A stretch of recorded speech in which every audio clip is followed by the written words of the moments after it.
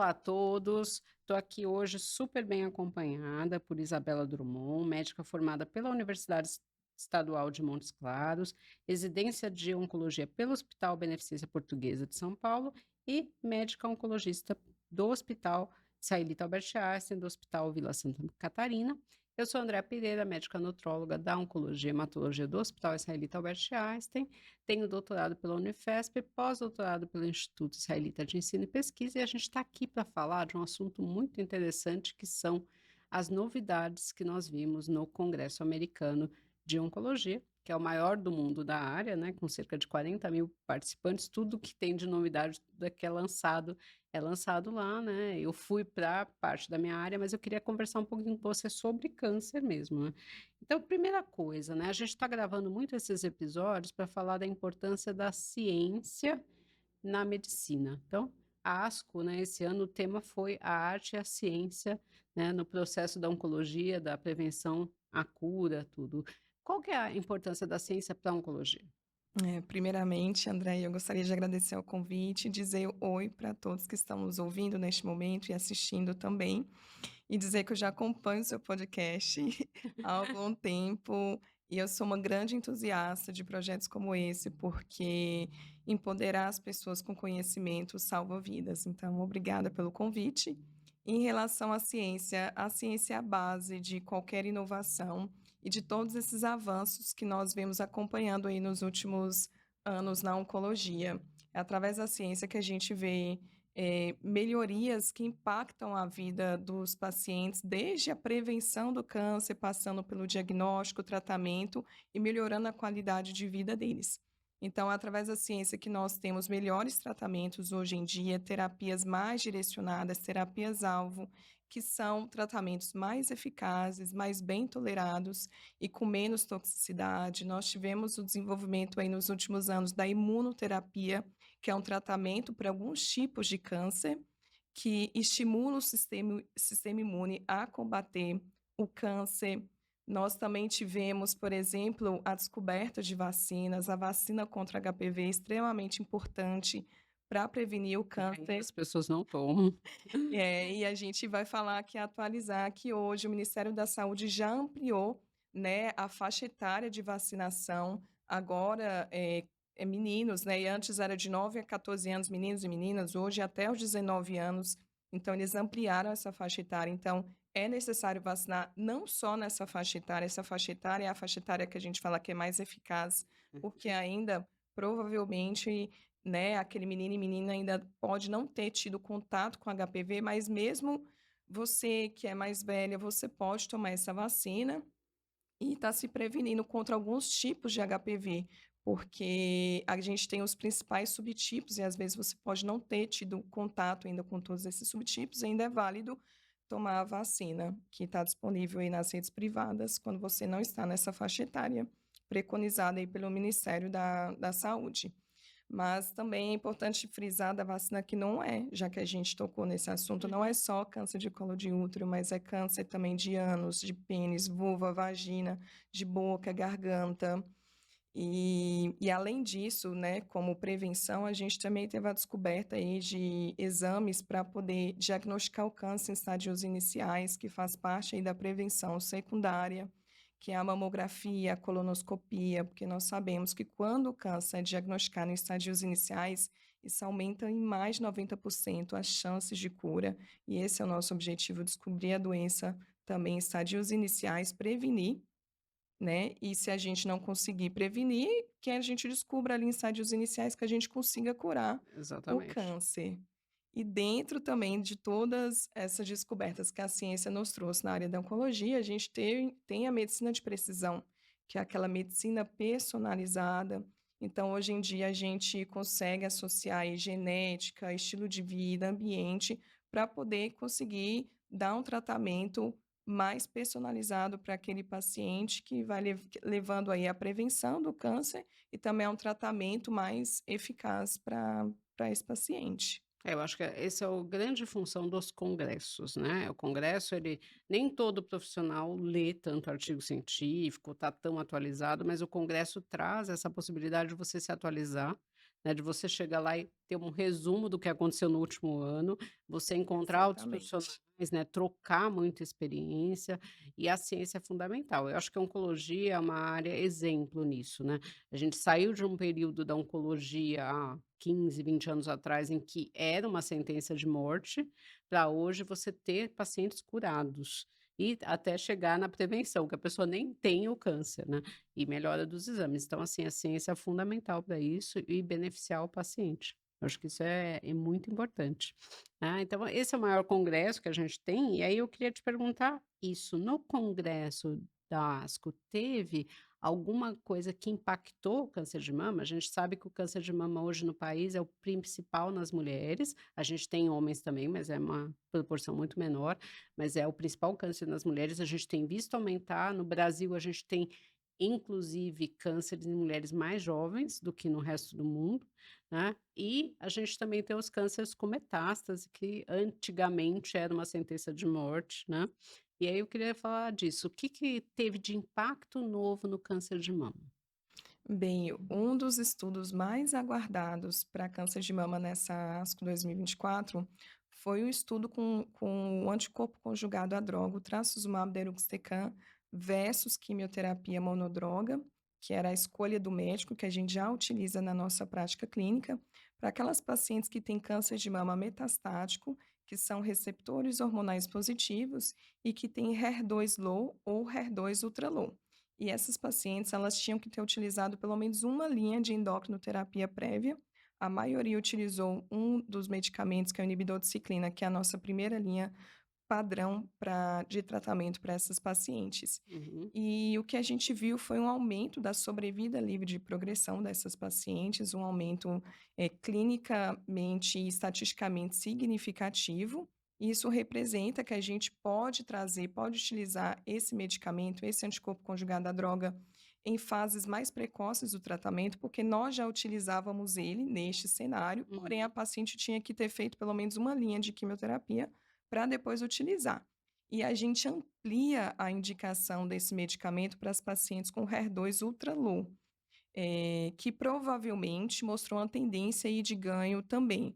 Antes, a gente poderia prescrever essa medicação para mais ou menos 65% das pacientes neste cenário, e com o HER2 ultra low, isso amplia a indicação para 85% dessas pacientes com ganho aí robusto e significativo, com a taxa de resposta alta para essas pacientes. Então, é um dos trabalhos que muda a nossa prática clínica. É, então eu acho que isso é fundamental. E assim, né, você fala que vocês já utilizam isso na prática de vocês. Então essa medicação existe no E já Brasil? existe no E Brasil. ela existe no SUS? Infelizmente não, essa medicação ela não está disponibilizada no SUS, ela fica aí, a gente só para o cenário privado, de convênio, Uhum. e infelizmente a gente não tem disponível na saúde pública, só para saúde suplementar.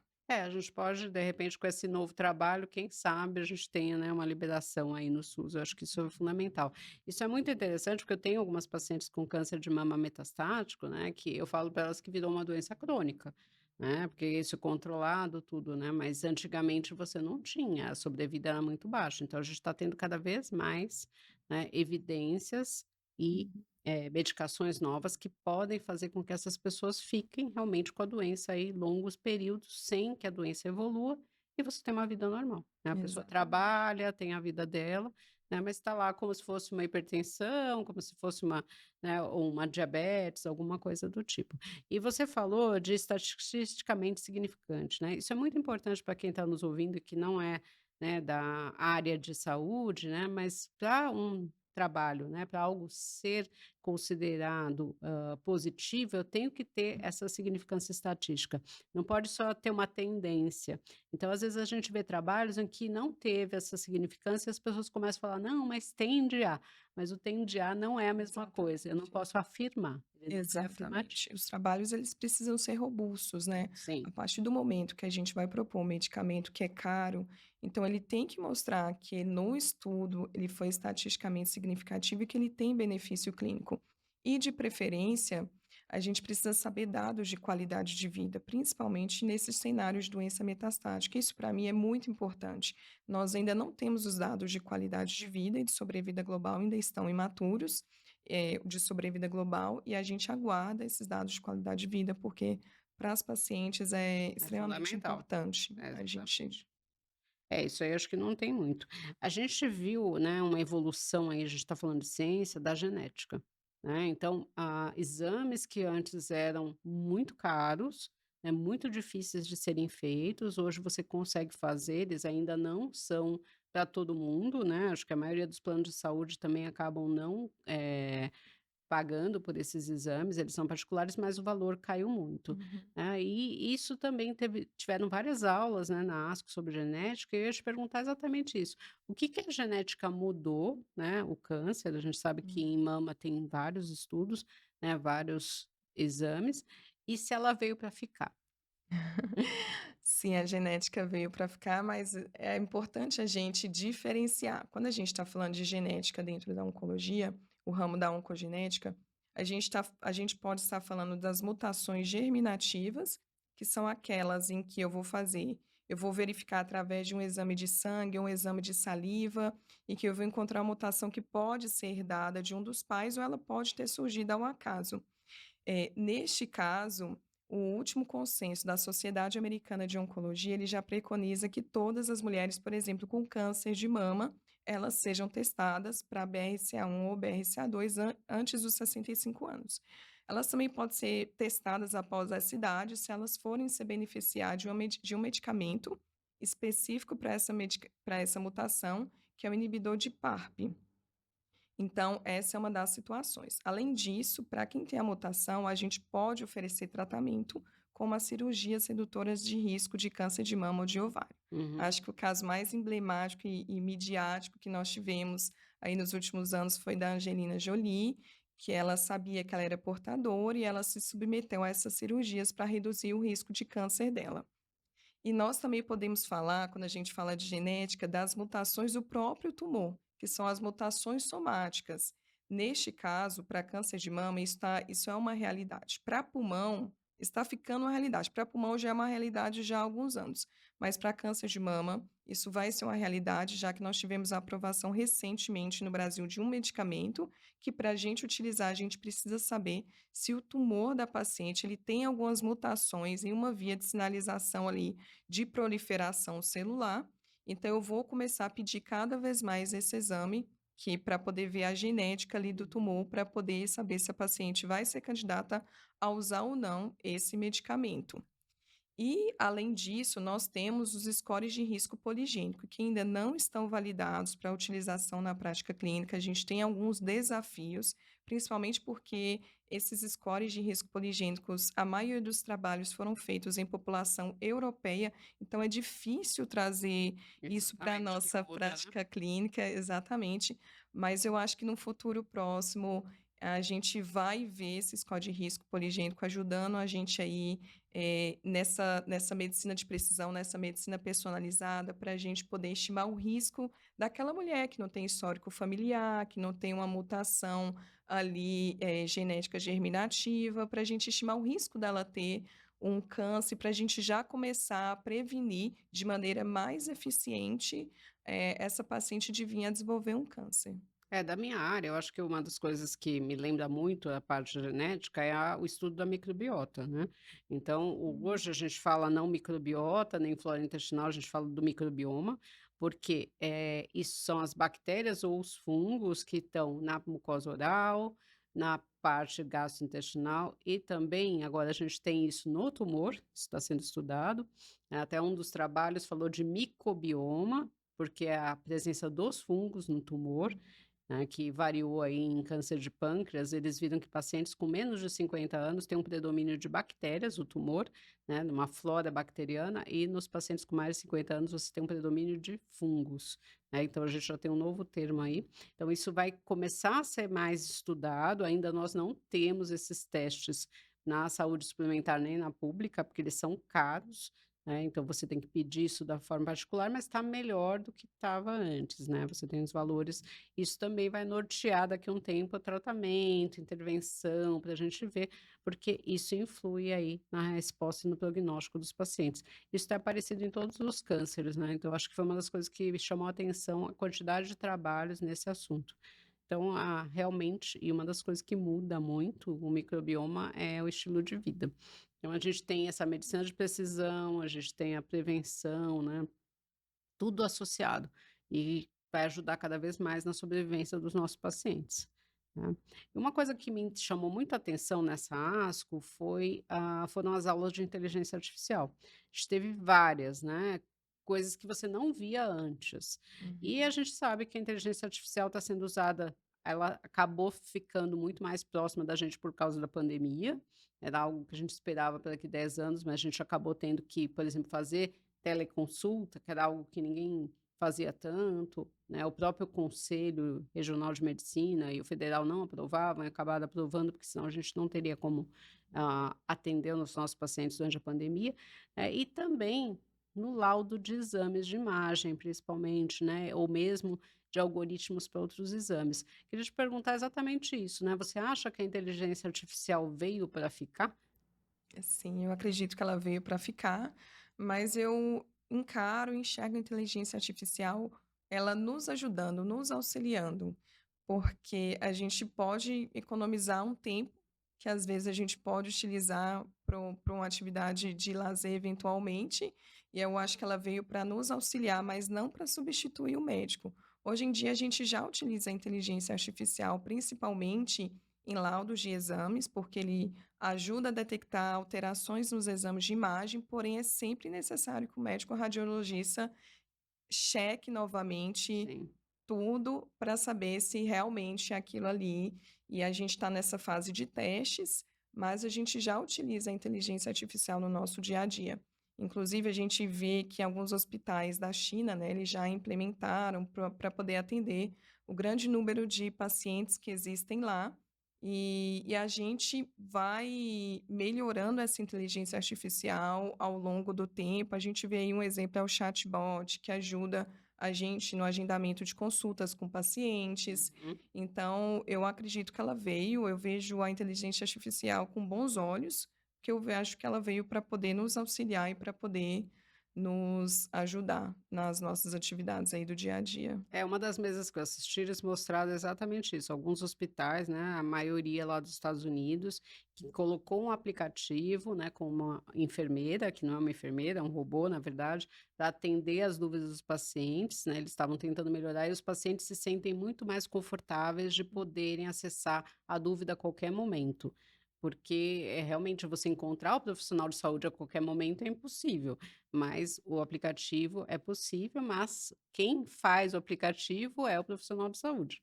Ele tem que estar lá para ver essa informação. Mesmo o Uhum. chat GPT, quando você pede um texto para ele, você não pode aceitar aquele texto como real, você vai ter que Exatamente. conferir, né. Uhum. É interessante isso que quem trabalha com inteligência artificial fala que é uma estratégia muito boa para as pessoas que já são bons profissionais, que vão auxiliar, mas que para as pessoas medíocres, ele aceita aquilo como se fosse algo, 100% e não é. Não é, eu E acho não que é. sempre precisa passar pelo crivo do médico. Eu já Sim. utilizo também o ChatGPT, porque ele me auxilia, mas sempre com o meu crivo, não tem Uhum. como, porque a gente tem que ir ensinando essas inteligência artificial, É por porque às vezes ele exemplo. cria uma frase, ele cria uma coisa, ele preenche um Exatamente. espaço que não deveria, É, né. exatamente. É, e aí é interessante isso, né. Eu lembro que eu perguntei num curso que eu fiz de inteligência artificial: "Tá, mas a gente tá qual que é o conceito de medíocre?" O conceito de medíocre é a pessoa que não tem tanto conhecimento científico, né, então acaba aceitando, como a gente vê muitas vezes as pessoas aceitando um trabalho único, né, Uhum. mal desenhado ou só uma tendência que não é significativa, então isso é muito importante, você usar isso como uma estratégia, mas não é um substituto. Exatamente, é assim que eu penso, exatamente isso. Ele veio para poder nos auxiliar, mas nunca para poder substituir. Eu acho que o médico ele é insubstituível. Eu acho que o afeto, é claro que eles, a inteligência artificial através de chatbot pode nos Uhum. ajudar ali a atender um número maior de pacientes, porém o médico sempre vai ter que estar ali por trás arquitetando tudo e ele é insubstituível. É, para ver se aquela resposta está correta, não tá. Exatamente. Exatamente, eu acho que mesmo o exame a gente precisa ter essa parte por trás, Sim. não tem jeito. E aí assim, né, eu estava perguntando isso, né, qual a importância, né, da ida do médico num evento desse? A gente está muito acostumado a ir em congresso, né, mas os pacientes, eles falam: "Será que o paciente vê a importância de você se atualizar?" O que que você acha de importante? Por que que a gente vai nos congressos? Bem, ir num congresso como este, que é o maior de oncologia, organizado pela Sociedade Americana de Oncologia, com milhares de oncologistas do mundo todo, para mim é um privilégio e a importância é porque quando você está lá, você no meu caso, eu estou focada naquela experiência. Eu estou ali focada em me atualizar, em trocar conhecimento com colegas, às vezes até o autor do estudo, se eu tiver alguma dúvida, às vezes eu sento do lado desse autor para poder tirar aquela dúvida e para buscar o que tem de melhor mesmo, o que vai impactar na nossa prática clínica, o que vai trazer melhorias para as pacientes. Eu sei que depois da pandemia, do Covid, nós temos também a opção de fazer online esse congresso. Eu acho que tem seus pontos positivos, que é a sustentabilidade, a maior acessibilidade, o menor custo, né? Porque você não precisa gastar para poder ir até lá Uhum. na cidade de Chicago, porém estar lá, esse network, essa troca, conhecer outros colegas de diversas partes do mundo, buscando ali todo mundo focado em buscar o melhor, a melhor evidência científica para trazer para a nossa realidade, para a nossa prática clínica, para trazer melhorias para os pacientes, eu acho que isso é muito valioso, isso não tem preço. E eu já vou para esse congresso desde quando eu era residente, eu estava no meu R2, e cada vez que eu vou, eu percebo que a gente vai melhorando, a gente consegue se locomover e escolher os trabalhos que são, Porque são melhores. muitos. São muitos, lá é muito grande. Sim. Às vezes a gente precisa de uma organização, eu já começo a me preparar um mês antes.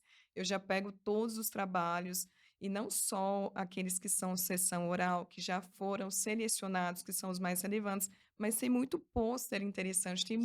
tem muito pôster legal, que às vezes não teve oportunidade para uma sessão oral para ser apresentado, porém, ele pode me ajudar na minha prática do dia a dia. Então, para mim é fantástico, eu sempre espero com ansiedade, né, sempre o próximo ano e eu pretendo continuar, participando. É, eu acho que assim, nesse ponto a inteligência artificial nos ajudou, porque às vezes tem 2 aulas no mesmo horário, você tem que escolher uma e você fica: "E agora, né?" Aí você dependia antes de alguém te falar como que foi aquela aula, o que que falaram, e agora a gente pode assistir online, né. Então, mesmo o post, não deu tempo de passar naquele, mas passei no outro, mas você consegue ver isso online, então acho que ajuda Não, muito. isso é fantástico. Quando eu era residente, a bateria do meu celular acabava, porque eu passava na área dos pôsteres e eu tinha que fotografar cada pôster. E hoje em dia a gente vê que está tudo disponível, né, até em tempo real, Sim. então fica muito mais fácil acompanhar também quando a gente volta para o hotel para checar aquele estudo, aquele trabalho que a gente não conseguiu ver ali naquele momento. É, e uma das coisas que eu gosto muito dos congressos, tanto o americano quanto o europeu, são as mesas com os pacientes. Eu acho elas muito interessantes, porque a gente fica muito focado na nossa área e às vezes você não sabe o que é importante para o paciente. E sempre é um grande aprendizado, né, de você ouvir o que que as pessoas estão falando. Eles fizeram esse ano as vozes da ASCO, então trouxeram profissionais que trabalham com câncer, que tiveram câncer, para falar disso. Então eu achei muito interessante, realmente é um congresso importante, e eu acho que participar de congresso, né, você acaba vendo muito mais trabalhos científicos, né, tudo junto, você está muito focado, você falou, e eu acho que é muito interessante também você ter a oportunidade de conversar com o autor, mesmo que ele te responda por e-mail, é diferente de você estar lá, né, porque a resposta às vezes não é a mesma você escrevendo, né, a pessoa lá fala, aí você tem uma nova ideia, você acaba perguntando alguma outra coisa, então acho que isso ainda a inteligência artificial não vai substituir a presença da gente nesses eventos. Exatamente, né. E essa parte aí dos pacientes, eu gosto muito de advocacy, eu acho fantástico essa ideia, eu já havia percebido desde o último congresso, no ano passado, em dezembro de 2023 em San Antônio, que eles colocaram numa mesa de discussão de um trabalho científico, uma paciente, e na parte de efeitos colaterais e toxicidades, eles perguntaram para essa paciente como que ela se sentia sabendo que aquele medicamento que iria ser aprovado causava aquelas toxicidades, ela teve a oportunidade de dar a opinião dela, porque tudo que a gente faz é pensando no paciente. Sim. Então, nada mais justo do que trazer esse paciente para perto e deixar que ele exponha a sua opinião. Nessa última ASCO, teve uma paciente que ela trouxe a opinião dela em relação a um dos medicamentos que foi aprovado só para quem tinha uma mutação específica, que era um medicamento para câncer de mama, que no cenário de doença metastática, pacientes com receptor hormonal positivo HER2 negativo, mas que é muito melhor do que tomar uma injeção, na verdade 2 injeções, uma de cada lado do glúteo, e ela perguntou: "Olha, teve benefício para todo mundo, mas o benefício foi um pouquinho maior para quem tinha mutação". Ela não tinha mutação, ela questionou: "Mas é melhor do que o que eu tomo e é, né, comprimido, eu não preciso ter aquela dor", e ela questionou justamente isso. Eu acho fantástico, porque é isso, por que Sim. não, né, a gente oferecer para proporcionar uma melhor qualidade de vida para essas pacientes.